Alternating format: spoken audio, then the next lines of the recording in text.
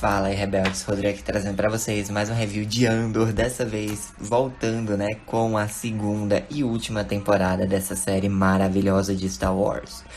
Mas enfim, né, gente, desculpa pelo atraso, é que eu tava com semana de prova na faculdade, então realmente tava sem tempo pra poder gravar pra vocês. Eu assisti os episódios agora, então vai sair atrasada essas reviews, infelizmente. Mas, sem mais delongas, vamos falar sobre o primeiro episódio do primeiro arco da temporada, chamado One Year Later. Um ano depois. Bom, como dito, né, o episódio se inicia um ano após a primeira temporada de Andor, ou seja, 4 BBY, 4 anos antes da Batalha de Yavin. E para aqueles que estão curiosos, vocês sabem que Andor se passa ao mesmo tempo que Rebels, não é mesmo? Por exemplo, a primeira temporada de Rebels, você assiste o episódio 1 até o 6 ou ao 7. Aí você para, assiste a primeira temporada de Andor todinha, e aí você vai e termina a primeira de Rebels. Mas aí fica a dúvida, com a segunda temporada, como é que a gente vai fazer essa questão? Porque a segunda temporada vai ter time skip de 1 em 1 ano a cada arco que se passar, né? Não temam, Rodrigo está aqui para esclarecer. Bom, a cronologia desse primeiro arco vai ser a seguinte. Você assiste a segunda temporada de Rebels do primeiro até o 9º episódio da segunda temporada de Rebels. Aí você para, assiste o primeiro arco dessa temporada, que são os episódios 1, 2 e 3. E aí você continua com a segunda temporada de Rebels. Tranquilo? Beleza, então vamos lá, né? 4 BBY e nós vemos uma mulher, né, uma piloto imperial chamada Nia e Naya, na verdade. E a Naya, ela tá analisando um TIE Avenger, né, um novo projeto lá do Império. E ela está numa instalação de testes em Sinar 73. Esse nome Sinar, né, é bem familiar para quem assiste Rebels, porque, Sinar Systems, né? Ela tá numa instalação de testes da Sinar, basicamente. E aí nós vemos que ela vai até um refeitório vazio e quem está lá é o Cassian. Ele está disfarçado de pilotos de testes imperial, né? Basicamente a Naya está preocupada com a decisão dela, né, de ajudar os rebeldes, a rebelião, mas o Cassian a convence de que essa é a decisão certa a tomar. E ela pede pelo menos 12 minutos de vantagem para ela poder escapar. O Cassian diz que por ele tudo bem e que eles vão se ver por aí, né? Ela passa a senha para ele e é Kafrene. Kafrene é nada mais, nada menos do que aquele posto de troca em que nós vimos o Cassian no começo de Rogue One. Bem bacana, né? Mas enfim, o Cassian vai até o hangar do TIE Avenger para tentar, né, roubá-lo. Porém, é um modelo que ele não sabe mexer, porque é totalmente novo, né? Então ele tem problemas na decolagem, acaba acionando o alarme. Alguns Stormtroopers vão para o hangar, começam a abrir fogo e o Cassian é forçado a abrir fogo contra eles, né? Porém, tem um Range Trooper que chega, né, como se fosse uma bazuca para disparar um míssil. Então o Cassian descobre que o TIE Avenger tem um canhão laser. Ele dispara o canhão laser no Range Trooper, abrindo um buraco no hangar. Ele dá mais disparos e consegue fugir, até que ele meio que fica preso lá, né, no topo de uma colina. E 2 TIE Advanced modelo 1 vão voando na direção dele. O Cassian, por sorte, consegue recuperar o controle das armas, porque o TIE tinha meio que desativado, e ele consegue evitar os disparos de míssil que foram lançados contra ele. Então nós temos uma perseguição, né? O Cassian no TIE Avenger e 2 Stormtroopers lá nos TIE Advanced, né? Mas o Cassian consegue atirar nas pedras de um sopé rochoso lá, de um túnel, e ele passa por dentro do túnel, e as rochas obviamente destroem os TIEs que estão o perseguindo. E assim, nosso querido Cassian Andor escapa mais uma vez. Agora vamos deixar o Cassian um pouquinho de lado e ver o que é que os outros personagens estão fazendo. Mais especificamente os sobreviventes de Ferrex, a Bix, o Wilmon, o Russell e o B2MO, né, o Bimo. Basicamente, eles foram para Mineral, que é um planeta na orla exterior, né? E até então estão tendo uma vida tranquila. Tá de noite e nós vemos que a Bix ela ainda tem pesadelos com o Dr. Gorst, aquele imperial lá que fez tortura com a mente dela em Ferrix na temporada anterior. Mas todo mundo tá ali dizendo pra Bix se acalmar, que tá tudo bem. E eles a consolam, né? Inclusive tem essa mulher aqui chamada Talia, que provavelmente é a parceira do Braço, né? Agora. Enfim, o Braço diz que é melhor ela descansar. Ele desliga o Bee, né? Pra não ficar fazendo muito barulho. E pela manhã eles conversam. Ok, vamos agora para Chandrila. Nós estamos, né? Testemunhando os preparativos para aquele casamento arranjado entre a Lida Mothman e o Stekan Scoldon, o filho lá do Davos Scoldon, que nós vimos na temporada anterior, né? O sacrifício que a Mon Mothma fez pela causa rebelde, arranjar um casamento para a filha dela. Pois é. Enfim, basicamente a Lida vai mostrar o vestido tradicional dela para as amigas. Um monte de convidados da elite, pessoas importantes, estão chegando na propriedade dos Mothma em Chandrila, né? Inclusive, o Perrin Fertile, marido da Mon, a apresenta, né, ao tio dele, o Sordo, e a esposa do tio. A Mon Mothma é informada por um tal de Erkin Semaj sobre um problema de estacionamento com a nova nave do governador Clevin, que está ocupando dois espaços ao invés de um, no hangar meio privado, né? E aí, a Mon Mothma deixa pro Perrin resolver essa, já que eles são amigos, né? E para quem não reconheceu, esse Semaj, ele é um aliado da Mon Mothma que apareceu em Rebels. Bem bacana, né? Ver essas ligações que estão rolando. Mas, enfim, a Mon Mothma fica preocupada porque um dos convidados que apareceu ali, ela não esperava, é o Luthen.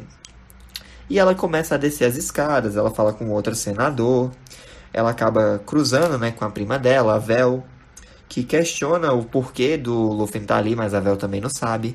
Ela encontra com um amigo dela, né, o Teikoma, que foi quem a avisou sobre aqueles desvios de créditos que ela estava fazendo, para ela dar um jeito para ninguém suspeitar. E aí ele quer falar com ela sobre um assunto importante, mas quando ela questiona o que é, ele diz, não, depois a gente se fala, num local mais particular. E aí ela finalmente chega até o Luthen, né, vai conversar com ele, ele diz, não, relaxa, eu tô aqui por... E aí o Davos Scudan aparece, né, atrapalhando, não deixando que o Luthen fale, dizendo, ah, não, você não vai estragar o segredo não, né. A Mon fica meio preocupada em ver que o Luthen e o Scudan estão aliados ali, ela fala sobre isso com a Vel. Mas enfim, elas só decidem que vão ficar de olho, né. Enquanto isso, o Luthen consegue despistar o Davo e vai falar com a Cleia pedindo informações sobre o Cassian. Ela fala que os agentes deles em Sina informaram que o Cassian conseguiu escapar, mas ele ainda não os contactou. E não tem, né, como eles mandarem algum sinal ali em Chandrila, porque é muito exposto. Então, a Cleia vai ficar supervisionando, né, caso o Cassian mande algum sinal para eles. Ok, vamos voltar para Mineral, né? Nós vemos que a Bix e o Wilmon estão trabalhando num vaporizador de água, né? Lá num campo de cultivo.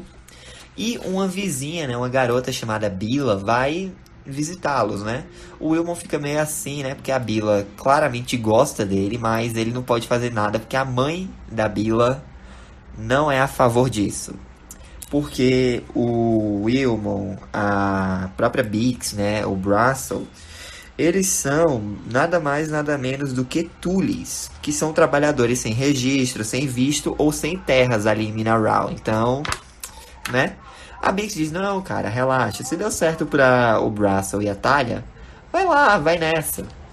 Eles consertam o vaporizador, né? A Bila vai lá, fala com eles. Porém, do nada, um cruzador de varredura imperial, classe gozante, aparece no planeta, né, e deixando a Bix bem preocupada. O Cassian, ele tá em algum outro planeta, bem florestal. Ele consegue pousar o TIE Avenger, só que aí quando ele vai falar com o contato dele, né, o porco, ele não responde. Na verdade, quem responde são outras vozes. O Cassian está cercado por 15 blasters. Ele se rende, né? E descobre, né, que, tipo, são uns outros rebeldes ali. Ele fala que é da rebelião, mas ninguém acredita, porque ele tá vestido de piloto imperial, né? Eles investigam o TIE Avenger, encontram o capacete e tal. Eles não confiam no Cassian. Eles tentam mexer nos controles do TIE Avenger. Ele diz pra não fazer isso, porque é bem complicado, mas eles não estão nem aí. E aí que tá, fica o dilema lá entre esses rebeldes, né? Se a Rika, que é uma das líderes aparentemente, vai pilotar, ou se vai pedir pro Cassian ensinar a pilotar, ou se ele vai pilotar, né? Basicamente, ninguém ali confia no Cassian. E aí, ok. Eles continuam discutindo. Vai passando o dia, né? E o Cassian, ele descobre que eles fazem parte da brigada da Maya Pei, né? Que era justamente uma cliente para quem eles estavam fornecendo equipamentos e tal. Ele acaba descobrindo que ela faleceu, junto com muitos outros, né? E o irmão de um daqueles rebeldes saiu com a nave e um grupo de pessoas prometendo que ia voltar, mas até agora nada. Então fica aquela discussão, tipo, ele abandonou a gente, não, ele não faria isso e tal.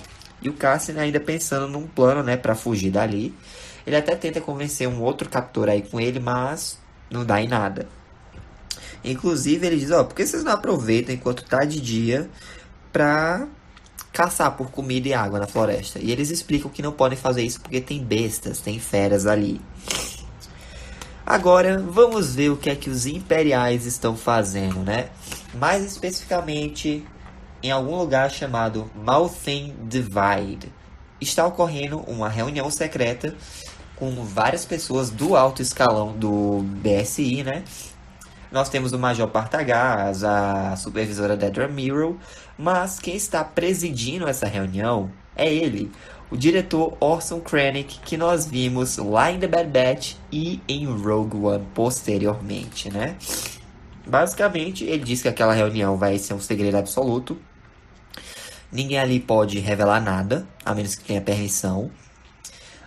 O tenente, ou melhor, o coronel Yularen vai receber essas informações depois, assim como o governador Tarkin. O próprio Krennic falou com o imperador anteriormente e as memórias dos droids serão apagadas após a reunião, né? E aí, ok. Basicamente, o Império está de olho em um minério chamado calcita no planeta Gorman. E basicamente esse minério é vital para a iniciativa de energia do Palpatine. E ele quer, né, que o Krennic supervisione isso e dê um jeito. E eles começam a debater a operação e tal. Porém, minerar essa calcita, né, pode acabar desestabilizando o núcleo do planeta dos Gorman. E aí que tá, eles podem até tentar realocar o povo, mas Gorman não é um povo fácil, né? Eles são bem difíceis, eles não são idiotas, eles têm representantes lá, né, no Senado Imperial. Então, dois caras lá sugerem fazerem uma campanha de desinformação, assim justificando a presença do Império no planeta. E aí, ok, papo vai, papo vem, eles vão discutindo táticas, né? Porém, o Krennic, ele quer ouvir a opinião da Dedra, né? Que esteve calada até o momento. Ela disse que gostava de observar tudo antes de formar uma opinião. E ela aprende rápido. Basicamente, o que ela sugere é que eles precisam, né, de uma insurgência, uma rebelião nos Gorman, e que alguém cometa um erro ali, para justificar a presença do Império no planeta. Enquanto isso, novamente em Minoral, o Brasso volta, né? O B2MO tá preocupado, porque o Cassian até agora não deu notícias, mas ele diz, não, o Cassian vai voltar em breve. E aí, ok, o Brasso, a Talia, a Bix e o Wilmon se reúnem, né, para discutir sobre essa próxima auditoria do Censo Imperial de Suprimentos que está acontecendo em Minoral. Em tradução, o Império, né, tá apreendendo um monte de coisas nesse planeta. Mas por enquanto eles estão focados no Conselho dos 500, né? A Bix fica preocupada se eles estão verificando os vistos da galera ou não. Mas a Talia garante que nada de errado vai acontecer. Ela não vai deixar que nada de errado aconteça com eles. Enquanto isso, o Wilmon, né? Ele vai checar o rádio para ver se consegue falar com Cassian. Até agora nada. De volta em Chandrila, a Cleia vai falar com o Luthen, dizendo que ela passou o dia todo checando nenhuma notícia do Cassian, muito menos do porco. Mas o monitor tá ligado. O Perrin se reúne com o Davo, né? No caso, o pai da noiva e o pai do noivo se reúnem e começam a debater sobre seus filhos. Porque a Lida, né? Ela é uma garota difícil. E o Perrin, né, diz que espera que o o Stekan, né, aguente. Porém, o próprio Davon, né, fica, olha, meu filho, ou ele vai aprender ou ele vai ser dominado. Não tem muito que a gente possa fazer a respeito. Enquanto isso, o Lúthien tá falando lá com um oficial do Império que foi realocado de Steergard, que pra quem não lembra é o mesmo local que o Cassian conseguiu roubar aquele negócio no primeiro episódio da primeira temporada. Aquele negócio bem difícil, aquele selo, né, imperial. E aí, a Vel vai confrontar a Kleia, perguntando por que deles estarem ali. E, basicamente, a Kleia diz, o Scoldon é um cliente e viemos trazer, né, um presente para o noivo. Foi isso. E aí as duas meio que posam, né, como solteironas, procurando opções e tal. Mas não falam muito nada. Não falam muita coisa.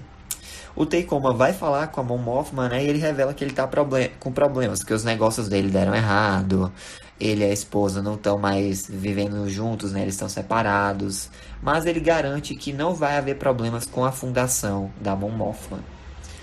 Eis que chega a mãe do Declan, né, a Runai, e ela diz que o casal, né, o jovem casal, teve a primeira briga. Então a Mon Mothma vai lá, né, para falar com a filha dela, que diz que o noivo é muito imaturo, age que nem uma criança, fica rejeitando ela constantemente. Então a Mon Mothma, né, se desculpa por tudo que está acontecendo com a filha e a conforta, né.